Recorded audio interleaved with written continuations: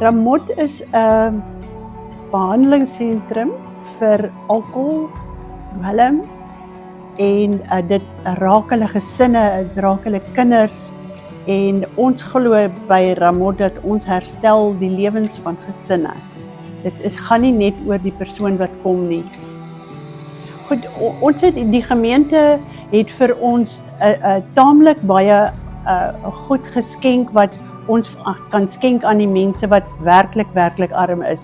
Hulle het nie seep of shampoo of enige so iets nie en dan baie keer moet ons ook vir hulle klere gee.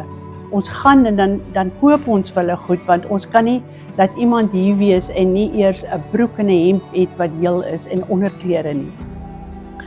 Wat ons wel ook baie keer kry is daar kom 'n persoon in wat absoluut niks het nie, dis 'n nuwe inname, dan voorsien ons daai persoon letterlik van 'n hele pakket.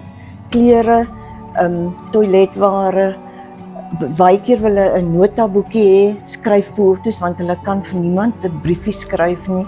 So ons rus so 'n persoon toe dat hy voel hy het nou alles en ek het terugvoering al gekry deur doneerde nog, dat dit was vir daai persoon absoluut lewensveranderend gewees om so, jy weet, 'n hele pakket te kry met alles wat al wie wasgoedpennetjies, toiletseep, enige iets het ons, maar ons werk volgens 'n lys, dan gee ons dit vir hulle.